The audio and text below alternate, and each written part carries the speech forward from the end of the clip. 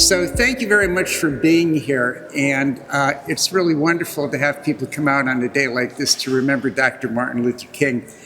I'd like to acknowledge a few people for their help and their support. The staff here at the Luzerne County Courthouse, who kind of helped me with my little medical issue today, so thank you very much. The Wilkes-Barre Law and Library Association, President Attorney Gerald McKinnon, Vice President Cheryl Sebeski-Reedy, and the editor of the Luzerne Register, Attorney Joseph Burke. So I really appreciate them very much helping me out with that.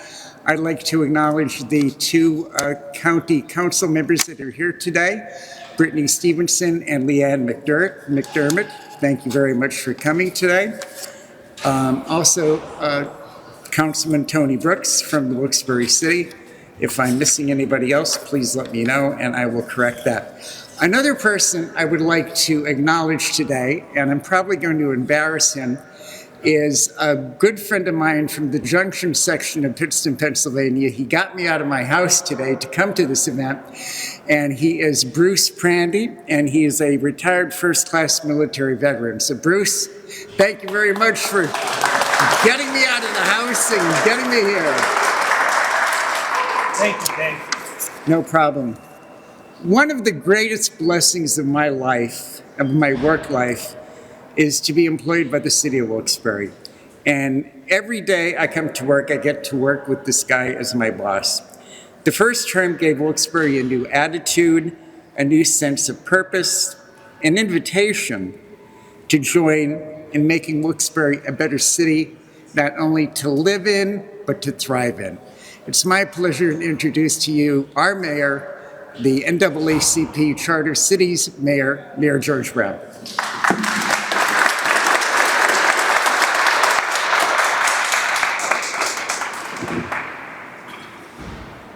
Thank you, David. When David asked me to be here today, I said, sure. How much time do I have to speak? He said, you got 3 minutes. Now, those of you that know me, right, Connie? 3 minutes is very tough for me, but I'm really honored to be here today. And I'm happy that Wilkes-Barre City is such a strong partnership with the NAACP. And during my first term in office, we grew that relationship, and I'm very confident that it's a strong and continuing relationship with the NAACP. So we're very happy about that. One of the highlights of my first term was to actually be part of naming the new Martin Luther King playground at Cole Street Park. And this is something that's been in the works for a long time, and I keep looking at my friend down there. Shawn, would you get back a little? She's much better looking than you are, bud. I keep looking at my friend Connie. Now, Connie and I have been friends for half a century. But anyway, I love this lady. And when I first became mayor, Connie and Ron Felton, who's a wonderful, wonderful man, God bless him in heaven, came to me and said, you know, we want to do something to recognize Dr. King. And we had different ideas. Some of them did not work out, but one we had was, let's honor Dr. King by renaming Cole Street Park Dr. Martin Luther King Park. And if you go up there now, you'll see a beautiful sign that does designate Cole Street Park as Dr. Martin Luther King Park. And Tony and some of the other council members allowed us to do that. They gave us the approval to do that. So thank you, Councilman, and everyone else that helped us. But I'm very proud of that park. So, Connie, thank you for your help. Now, City Hall is closed on Monday in observance of Dr. Martin Luther King holiday.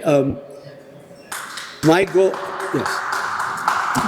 And honestly, I cannot take credit for that. That was actually the idea of the mayor before myself. So I'm not taking credit, but I wholeheartedly support it. And that dedication, we're going to continue that over my next 4-year term. Unfortunately, you guys are stuck with me for 4 more years. So over this next 4 years, we're going to strengthen that, and we're going to continue that growth with infrastructure and new businesses and other things where you're going to see this city grow. It's going to be dynamic. We had a wonderful council meeting last night that Mr. Brooks and some of his fellow council members agreed to let us sell some properties within the city of Wilkes-Barre to entrepreneurs. But a big part of Wilkes-Barre's growth are the people that are here today and the different minorities that make up the city of Wilkes-Barre. We're 55,000 people strong. And it's because of all the people that make up our wonderful city. I want to just close because Dave gave me 3 minutes. He's probably saying, come on, boss. One last thing. I want to make an offer to the people here. We have a lot of boards that are in the city of Wilkes-Barre. And right now I'm going through all of our boards, authorities, and committees. There's just about 30 of them. We have openings. I ask people, please apply for those openings. Serve on a board. Show that you care. Show that your interest is in helping bring this city to the next level. There are openings there. Just go to the Wilkes-Barre City website, look at boards and committees. You'll see an application, and you'll see a definition of all the boards that you could serve on. Also, I ask people to apply for open positions in the city of Wilkes-Barre. We have openings in the police department. Apply for a police department. Apply for DPW. Apply for fire department. These possibilities are there for you. I want a diverse workforce as I can have. And I ask people of color and other people, please apply for these openings. We'd love to have you apply. And I want to fill the openings, and I want to really make it a diverse workforce. So, David, thank you for letting me be here. We have some really good speakers. I'm not a good speaker, but when you hear Shawn Walker talk, oh, baby, he's really good. He's got that groove, like, I don't know, he just has that. And the young gentleman in the middle, I don't know you, sir. I'm sure I hope you're better than Shawn. Connie's gonna blow it out of the water, okay? So, thank you, everybody.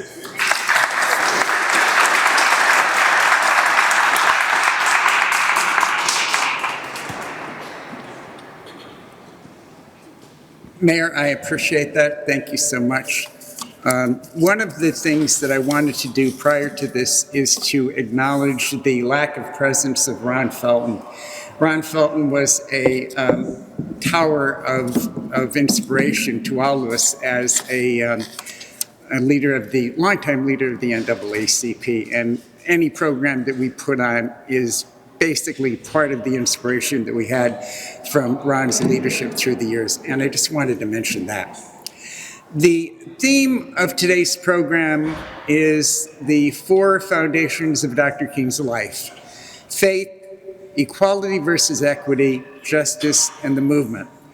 Those 4 foundations of King's life are not just relegated to the history books, but need to be kept alive today. We have to not just passively recite them in the society today. We have to vocally make the case that the struggle for equality and kindness isn't over. As long as there are people that are trying to reinterpret the Civil Rights Act of 1964, the Civil Rights Act of 1965, the Voting Rights Act, where people are trying to mess with voting nowadays, and also the 1968 Housing Act. As long as there are people that are trying to reinterpret that, we have to push back on that, and we must be willing to make the case. Remember, we're not done by any means here as long as there are Confederate flags that are flying up on houses in some places.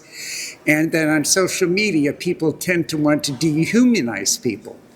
And that's just not right.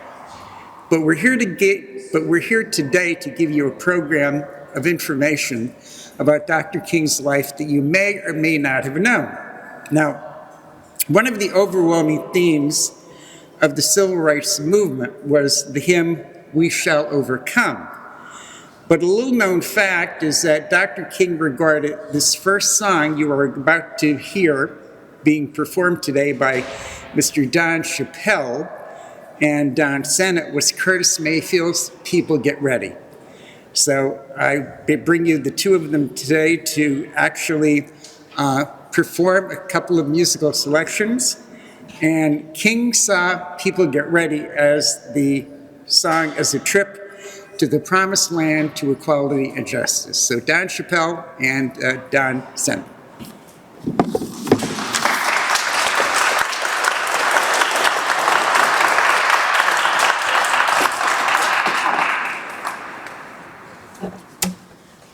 Thank you, David, for that nice introduction.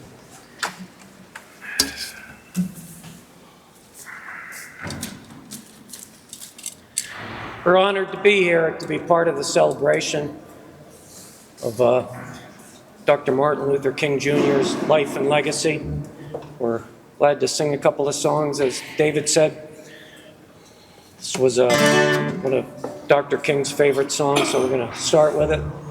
We'd like if you could sing along with us, too. It always makes us sound better when you sing along with us.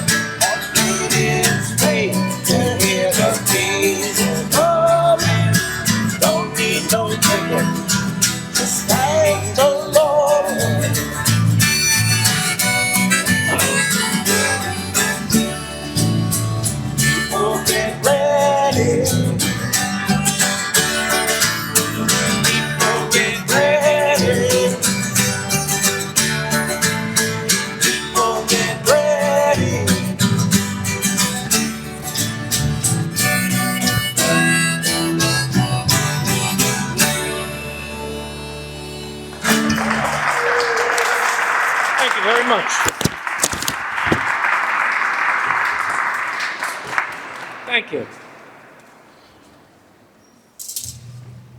We were here yesterday to check out the room. We were going to bring a sound system. We were afraid we wouldn't be heard when we came in here and played the guitar and heard the beautiful acoustics in here. We just wanted to do it all natural like this. Here's a song that's been part of the civil rights movement since the beginning. It's been sung for well over 60 years. So we're going to do it now. Sing along with us.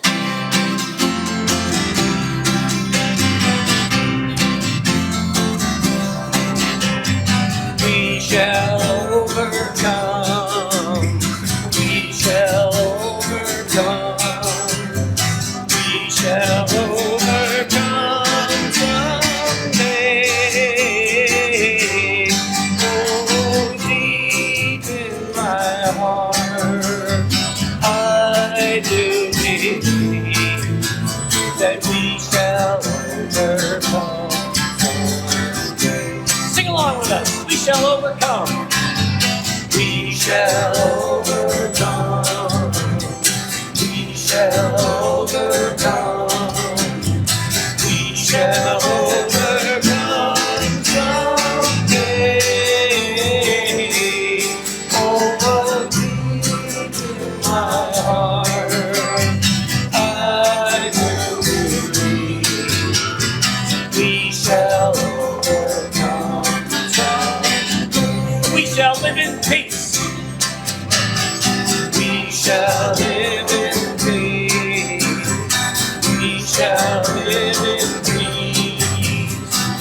we shall live in peace someday. Oh, deep in my heart, I do believe we shall overcome. We'll walk hand in hand. We'll walk hand in hand. We'll walk hand in hand. We'll walk hand in hand someday. Oh, deep in my heart, I do believe that we shall overcome someday. We shall all be free. Sing along.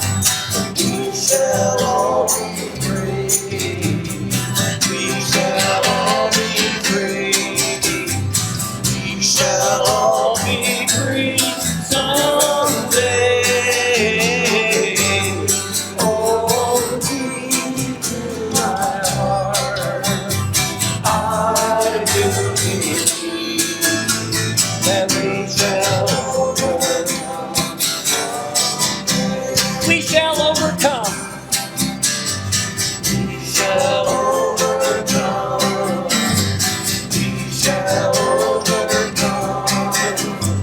We shall overcome someday.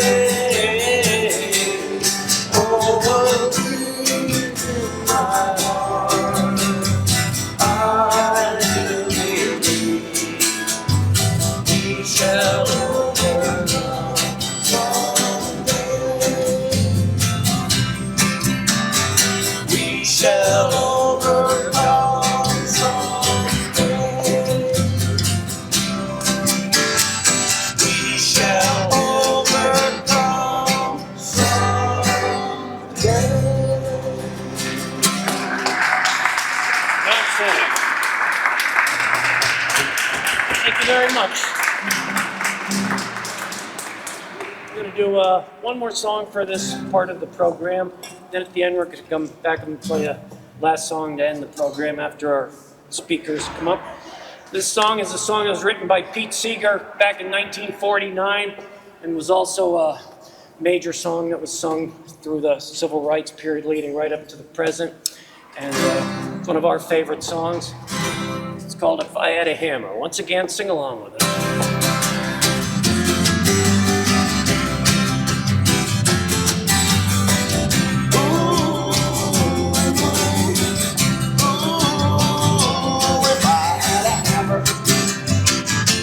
I'd hammer in the morning, I'd hammer in the evening, all over this land. I'd hammer out danger, I'd hammer out warning, I'd hammer out the love between my brothers and my sisters, all over this land. Come on, let's get some hands clapping, come on.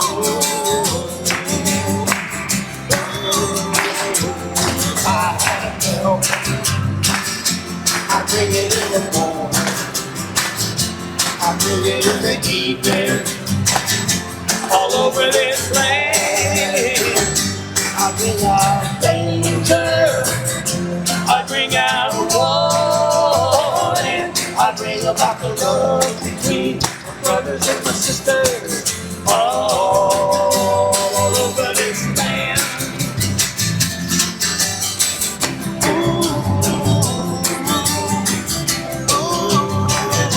If I had a song, I'd sing it in the morning, I'd sing it in the evening, all over this land. I'd sing out danger, I'd sing out warning, I'd sing about the love between my brothers and my sisters, all over this land.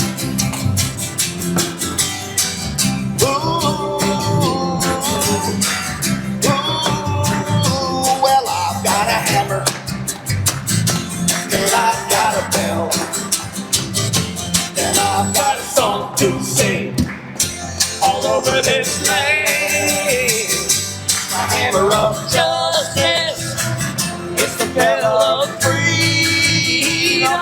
It's a song about the love between my brothers and my sisters all over this land. It's the hammer of justice, it's a bell of freedom. It's a song about the love between my brothers and my sisters all over this land, all over this land, all over this land.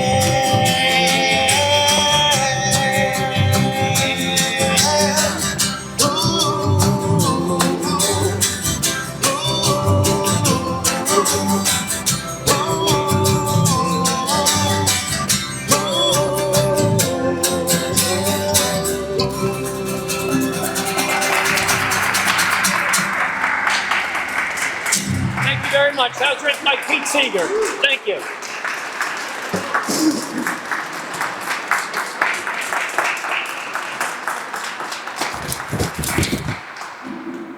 Wow, that was incredible. Gentlemen, thank you very much. I really appreciate it. You're putting a capstone on this wonderful event. One of the foundations of Dr. King's life was faith. You know, you either have faith or you don't have faith. If you want faith, you try to get faith. Reverend Shawn Walker is going to be giving a little presentation today on the faith that Dr. King had in himself and ultimately in the movement. So we have here now to speak to you about one of the four foundations of Dr. King's life, faith, Reverend Shawn Walker, also a member of the Wilkes-Barre Area School Board. Thank you, sir.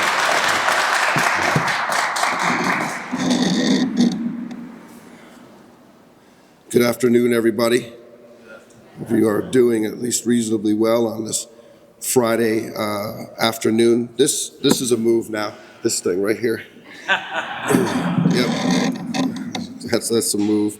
Apologize for my voice. I'm suffering through a little bit of a cold this afternoon.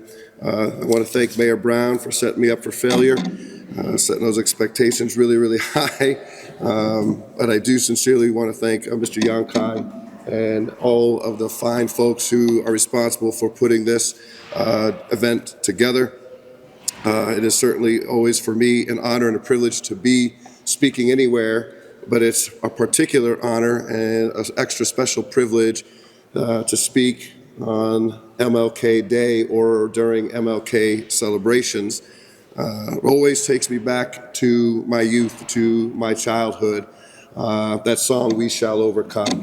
I will never, ever, ever forget being a little boy in the Dorothy Dickson Darte Centre when it was packed out and we would stand at the end of that service and cross arms and join hands and sing that song. I would save all of these. Every year I would save them and keep them in my room, hang them on my mirror. I just always had a love and an affinity for Dr. King. And as I had that love and affinity in my more adult years, as I started to ponder about community service and ministry, I started to read a lot about Dr. King and his life. And I believe it was his autobiography, but I can't remember exactly. There was a moment in his life as a 27-year-old young man, 2 years into his ministry, where he was about 2 months into the bus boycott, where he had what is called the kitchen table experience. Y'all familiar with that one at all? I mean, we know about the many great things that he had done. We know about how much that he had to overcome in order to continue the fight. But very, very, very, very early on, as a 27-year-old young man, trying to raise a family and lead a church, and now thrust into the matter of this movement, he gets a call just after midnight. Just after midnight, he takes this call, and most usually he recounts that he's able to hang up the phone and go back to sleep. But for whatever reason on this night, what he heard on the other end so disturbed him that he could not go back to sleep.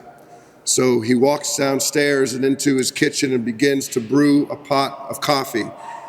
As he sits there sipping on coffee with his head in his hands, he starts to pray. He said, Lord, I'm down here trying to do the right thing, but I'm losing courage. And that, when I read that, it really resonated with me in my chest. Because I thought about how often we have opportunity to act, opportunity to move, opportunity to do the next right thing, and then we don't because we are governed by something other than faith, and that other word is fear. And quite honestly, fear is powerful. Fear is potent. It's a very strong emotion that absolutely serves to lead us in certain directions. But I'm glad that on that night, Dr. King wasn't moved by fear. Instead, he began to move by faith. And one thing it is to say that you have faith, but it's a completely other thing to put that faith into action.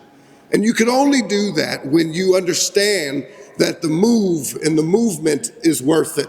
When you understand that the work is worth it and that it matters the most. And here's the other thing about faith. Faith isn't a guarantee that it's all going to work out all right. Because some would argue as his life ended, it didn't work out all right for him. His life was taken way too short in such a tragic fashion. But faith is bigger than any one person. Faith is bigger than any one step that you might take or that I might take. But faith and acting in faith is a culmination of all of the steps that we take all together. And that at the end of the day, justice will be found, peace can be had, and maybe, just maybe, if we continue to operate in faith, walking by faith, we shall overcome. May God bless you and keep you.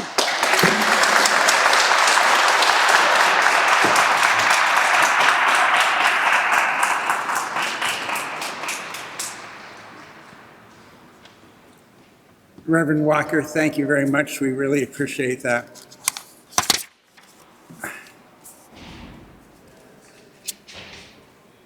One of the cornerstones of King's life was justice, and King used nonviolence and civil disobedience to bring his point home.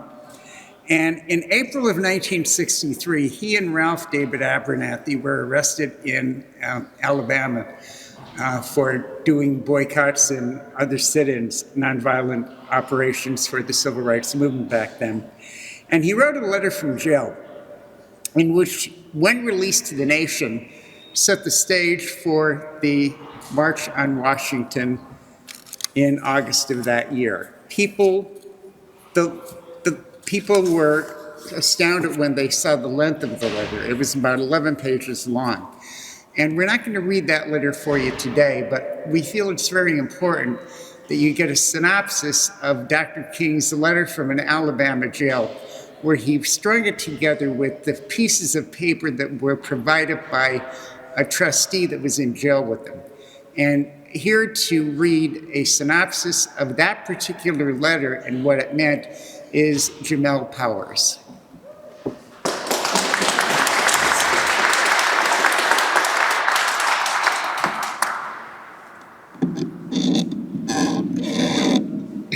Thank you so much, David, for having me here for this. And thank you all so much for coming. I know we greatly appreciate your support, for Dr. King and all that he's done. And without further ado, I'm going to get to that synopsis here. Martin Luther King's letter from an Alabama jail, written on April 16, 1963, says that people have a moral responsibility to break unjust laws and to take direct action, rather than waiting potentially forever for justice to come through the courts.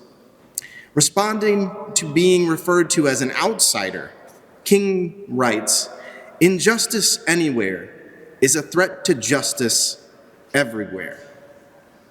The letter, written in response to a call for unity during the 1963 Birmingham campaign, was widely published and became an important text for the civil rights movement in the United States.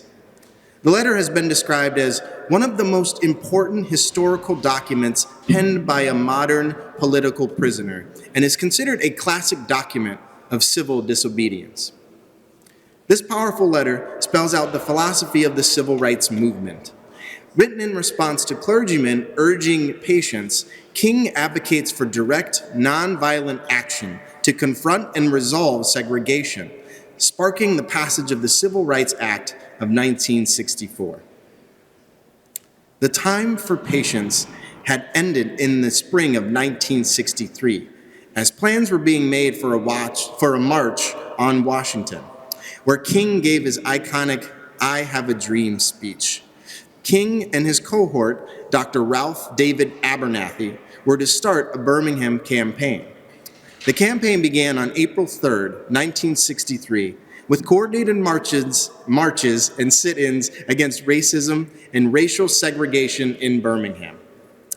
The nonviolent campaign was coordinated by the Alabama Christian Movement for Human Rights and King's Southern Christian Leadership Conference.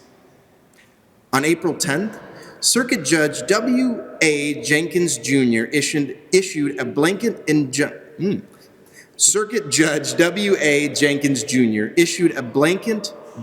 injunction against parading, demonstrating, boycotting, trespassing, and picketing. On April 12th, King was arrested with SCLC activist Ralph Abernathy, while thousands of African Americans dressed for Good Friday looked on. King was met with unusually harsh conditions in the Birmingham jail. An ally smuggled in a newspaper from April 12th, which contained a call for unity, a statement by 8 white Alabama clergymen against King and his methods. The letter provoked King, and he began to write a response to the newspaper itself. King writes in "Why Can't We Wait?" Begun on the margins of the newspaper in which the statement appeared while I was in jail, the letter was continued on scraps of writing paper supplied by a friendly prison trustee and concluded on a pad my attorneys were eventually permitted to leave him. After the United Auto Workers obtained bail for him, the letter was released to only one newspaper, and then as time went on, other national magazines of stature. Why was this letter important? In order for the movement to grow, it needed support for nonviolent civil disobedience to be used to send the message that the time had come for equal rights. The letter was a stepping stone to the August March on Washington and other nonviolent demonstrations. The letter was anthologized and reprinted around 50 times in 325 editions of 58 readers, and King included in the full text of the letter in his 1964 book, Why Can't We Wait? Thank you all so much. Thank you.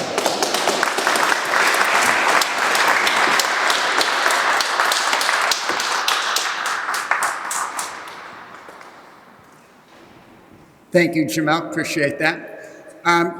In hearing how the letter was written, and Reverend Walker's remarks too, Dr. King was part of a movement, but the movement actually found him. And when the civil rights movement was taking center stage nationally in the summer of 1963 and the early 1960s, people in Wilkes-Barre were also beginning to notice what was happening there too. And what better person to talk about her recollections as a young woman during the 1960s here in Wilkes-Barre as the civil rights movement was taking place in the country is Constance Wynn. Constance and her family were part of the building blocks of the NAACP Wilkes-Barre Branch 2306 as we know it today. She is a former past president of the NAACP, and she is also our branch historian. So it's my pleasure to present to you Connie Wynn.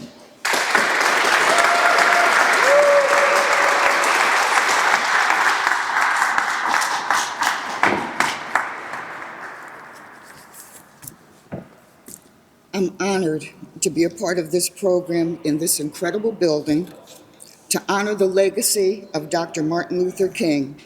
His life was short, but extremely consequential to all of the citizenry in the United States of America. I'd like to have a moment of silence for a second for the man who made this program his, Mr. Ronald Felton. As I speak, I can hear that magnanimous voice booming through these hallowed halls. Just a moment.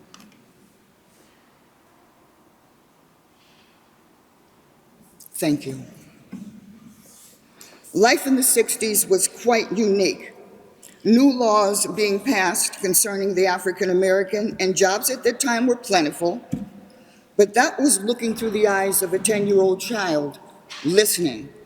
Because remember, at that time, again, children were seen and not heard, but we heard a lot.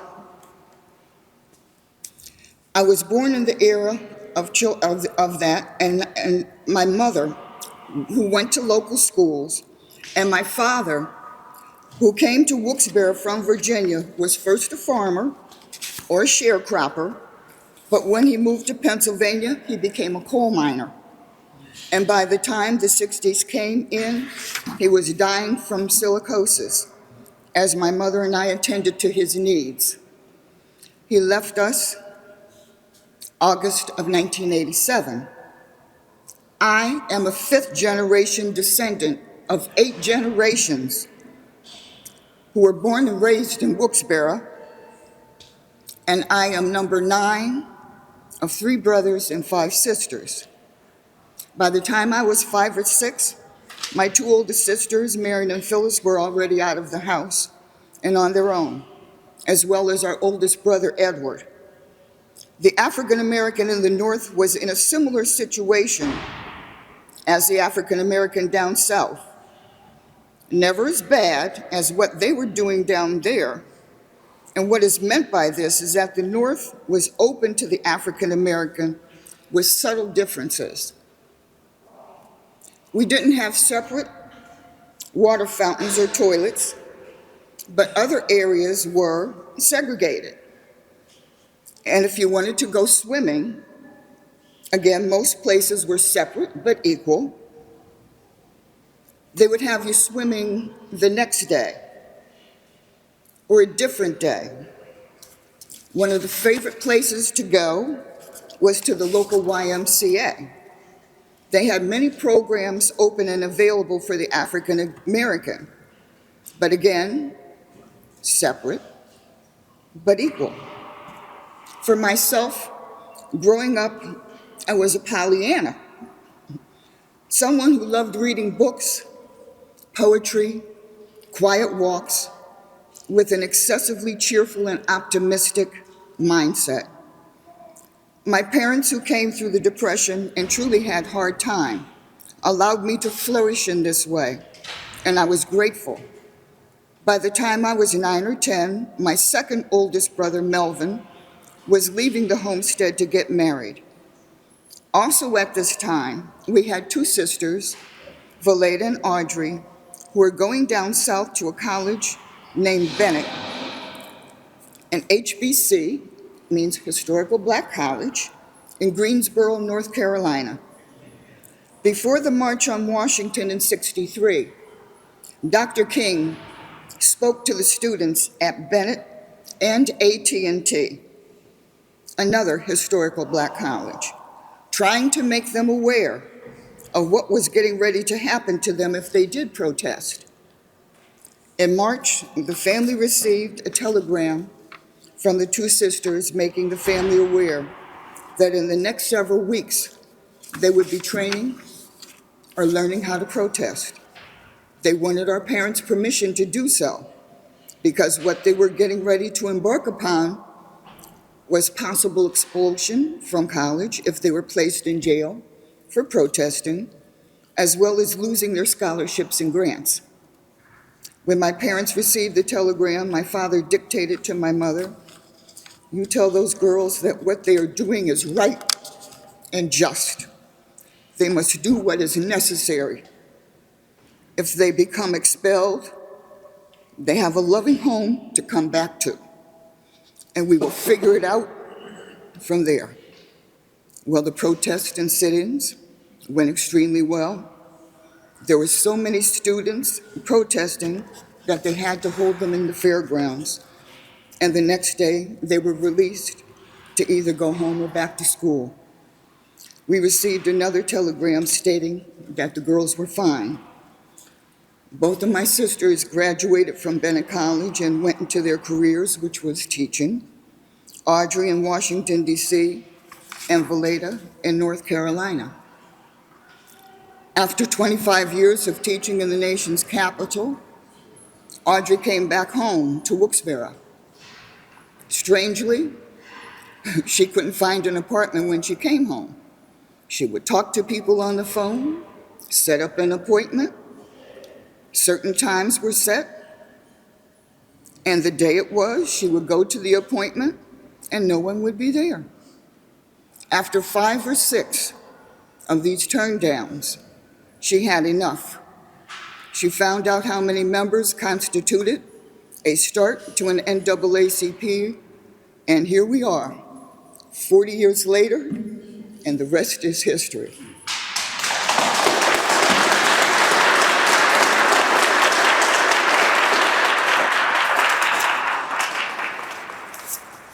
I can't thank you enough for asking me to come today. It's my greatest pleasure to be here. David, I adore you. One of the hardest working men that I know in our chapter. Love and adore this man. Thank you and have a blessed night.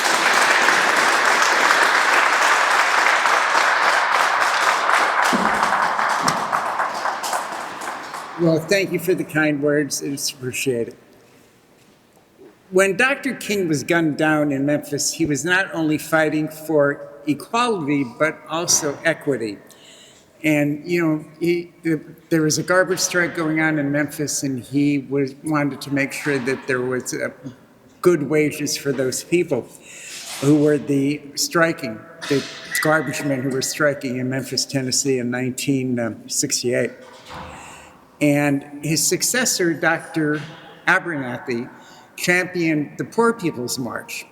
And at the time of King's death, they were planning the Poor People's March for economic equity for African Americans all across the country. The legislation had been passed federally, but they were looking to make sure that people of color had economic opportunities. Equity versus equality. Are we still there? Are we getting there? Have we gotten there? Well, we have somebody who's going to tell you a little bit about where we stand with that today. Kas Williams is going to be talking to you about equity versus equality, and she is an associate professor at Misericordia University.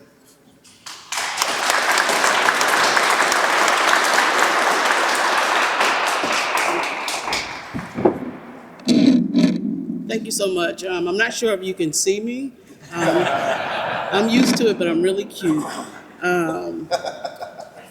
My name is Kas Williams, as he mentioned, and I'm originally from Louisiana. And for the past 6 years, I lived in South Dakota. And I'm going to answer the question that's probably in your head right now. Yes, there are Black people in South Dakota. And I had the opportunity to really work a lot with a lot of the Native Indigenous people and really get a deep understanding about their spirituality and their understanding and their respect for the earth. And as mentioned, I work at Misericordia, and one of our critical concerns is that of the earth. And I mentioned that because I know we have some sisters here as well, so I want to say that for sure. But also, before I begin my remarks, I just want to give honor to the original caretakers of this land. Because before this was Wilkes-Barre, PA, this was home to our Native Indigenous people. And for their forced sacrifices, none of us would be here. And for that, I am so humbled. I also want to give honor to my ancestors who built this country brick by brick, sweat by sweat. And in return for our labor, for our enslavement, and for our losses, they promised us 40 acres and a mule. Now, I still ask this question today, in 2024, how can you promise me something that was taken from somebody else? Which lends to my remarks today regarding equity. And I'm going to put on my glasses so you can hear me, okay? Equity. What does that mean today, and what does that mean for us? Equity versus equality.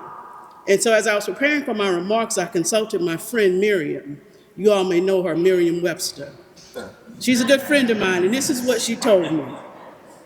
She said that being equal, or what equal means, is the same measure of quantity or amount. Basically saying, everybody in here, well, I'm going to give you the same thing, and that's fair. But it reminds me of a saying that we used to say, pulling yourself up by the bootstraps. And I'm not going to debate that today. They did that early on before I was born. But then I went back to Miriam and I asked her, well, what does equity mean? And this is what Miriam said, not what Kas is saying. Miriam, she said, equity means justice according to natural law. Equity minimizes the obstacles. Equity demands justice. See, there's a word, a Ghanaian word that says Sankofa. And if you know what Sankofa is, it's that bird that's moving forward and looking backwards, right? What it means is that we have to go back, we have to look forward, but also go back and get. That literally is what it means. It means to lift as we climb. It means to make whole. Now, you can choose equal or you can choose equity.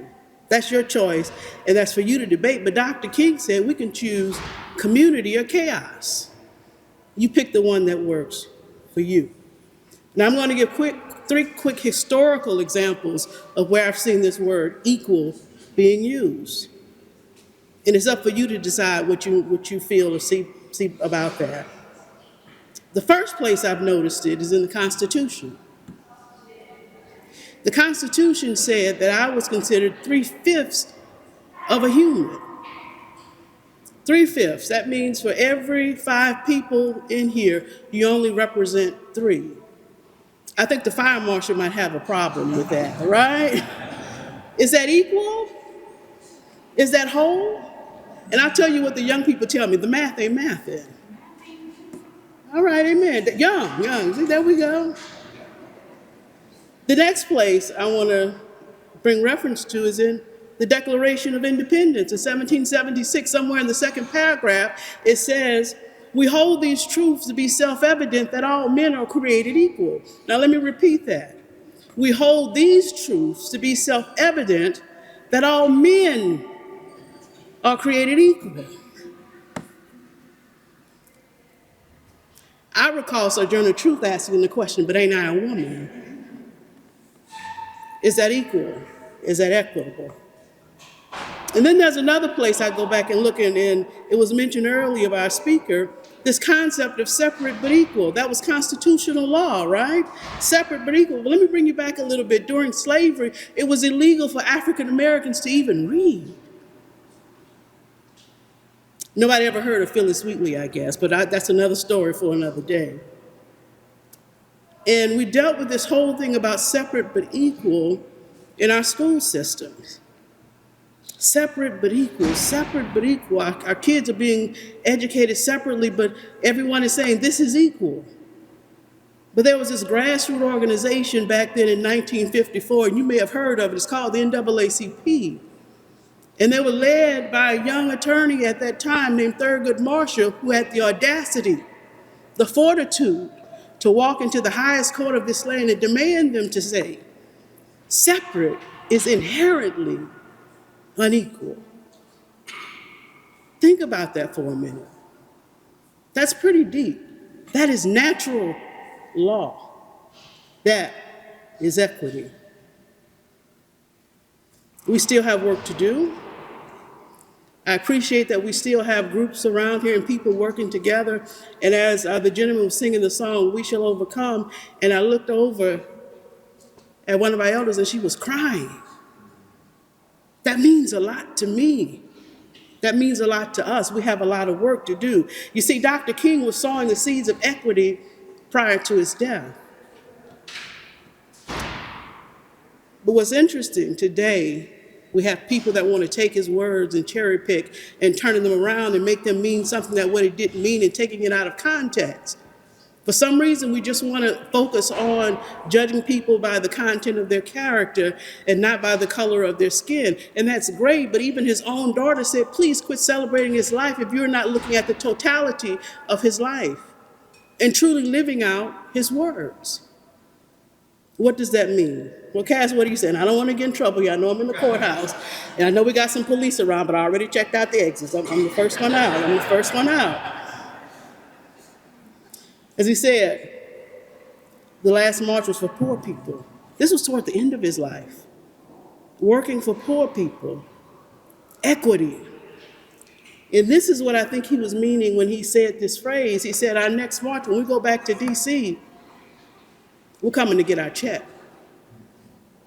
See, y'all won't hear that all the time. They don't want to tell you that part. They want you to keep dreaming. But before he died, he said, we're going back to get our check. Today, we have the first Black woman on the Supreme Court, Ketanji. We have the first woman of color as the Vice President of the United States, Kamala. And in 2008, we elected and then re-elected Barack. And the reasons I say their name is because somehow, in some way, we have a tendency to whitewash history. But our ancestors knew better and provided those names. And Dr. King even said in the late 60s, that's great that we have all these firsts, but I want to see some seconds, some thirds, and some fourths. That's equity. We all have to work to get to that space. Now, I know I'm getting short on time. I know you only gave me a few minutes, but let me for this back in a little bit. My ancestors, my family members, my elders, and you all probably hear it, it says you have to work twice as hard to get half as much. You have to go above and beyond to prove your worth. We have to fight above our weight class to stay in the fight. But while some of us are playing the game with the cheat codes on, I'm gonna tell you like Kendrick Lamar said, I got loyalty and I got royalty in my DNA. And for some folks who didn't get that reference, because that's for our younger folks, I'm gonna tell you this in this way, and I'll end with this with a poem by Langston Hughes. And it's called Mother to Son. She said, well, son, I tell you, life for me ain't been no crystal stair. It's had tacks in it and splinters and boards torn up and places with no carpet on the floor bare. But all the time I've been climbing. I've been reaching landings and turning corners and sometimes going in the dark where there ain't no light. So boy, don't you turn back. Don't you sit down on the steps because you find it kind of hard. Don't you fall now. If I'm still going, honey, I'm still climbing, and life for me ain't been no crystal stairs. I thank you for your time.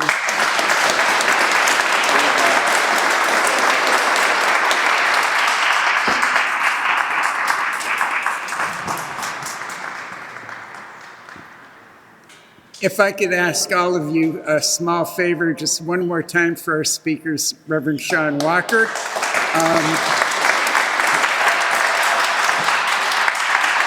Constance Wynn. Jahmeel Powers. And Kas Williams. Thank you very much.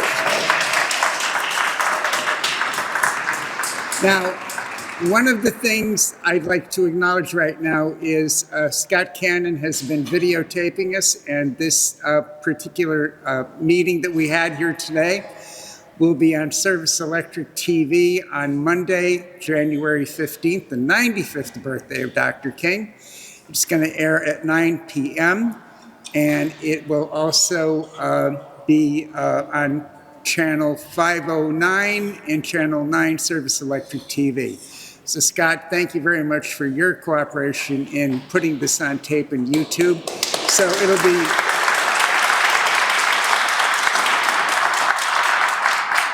be on video forever. And a little something more about Kas Williams.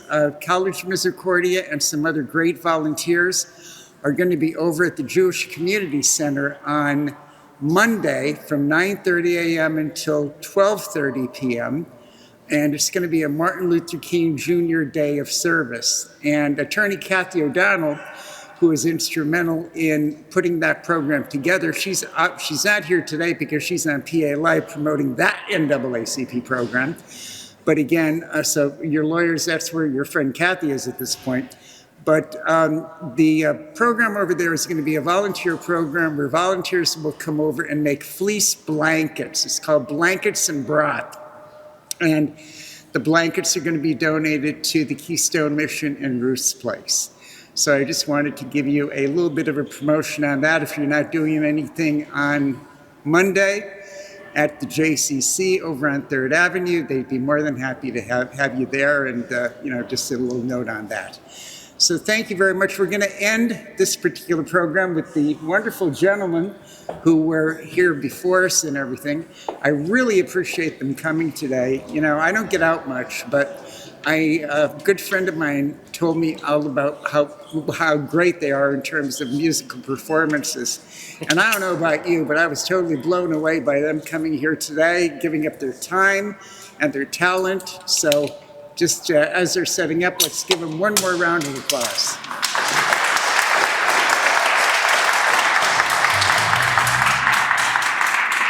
Thank you, David. Thank you, David. Very proud to be here today. I want to thank you for inviting us. Right now, we're going to end the program with a song that was written by Don. And if you listen to the words, everything that he writes about basically comes from Martin Luther King's I Have a Dream. So, and the song is called In This Proud Land.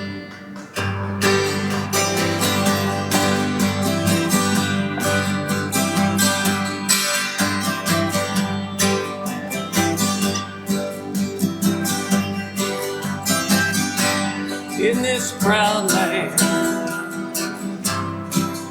where the songs must still be sung. In this proud land, my voice is young. They must sing of their lives, of their families, of their hopes and dreams and securities. It's written on the wind of the endless night, across the mountain divide, in the endless pull of the tide, on the sands of this proud land. In this proud land,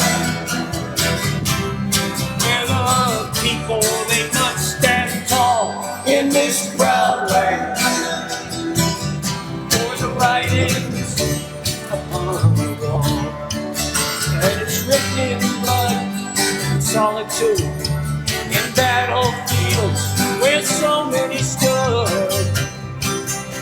It's etched in our souls like poetry, across the prairie skies, with truth and not lies.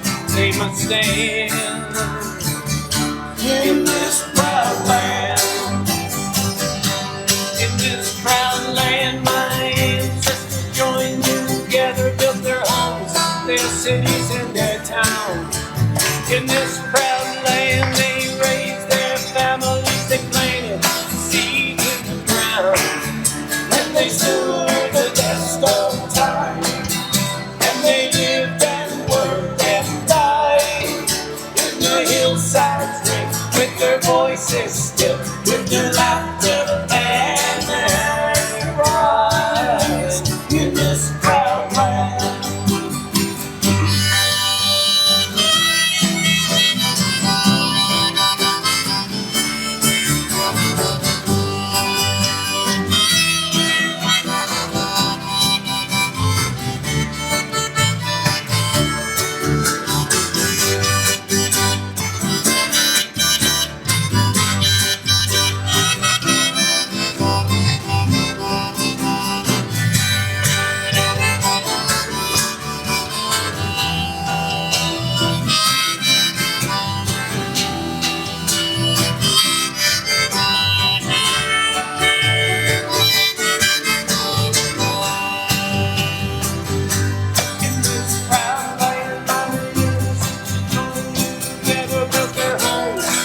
cities and their towns.